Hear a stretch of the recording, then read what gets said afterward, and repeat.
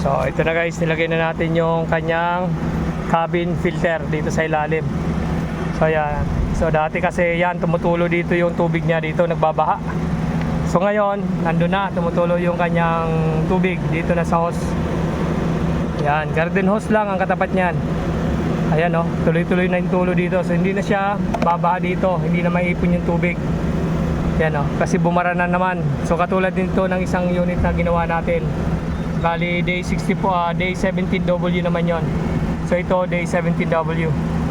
So ayan guys, lagyan na natin tong takip para sa kanyang cabin filter. Ganyan. Yan. So okay, nakatakip na. Right.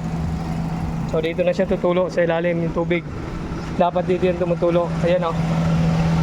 So ayan na guys, dito na dumadaan yung tubig niya sa drainage. Ayan na.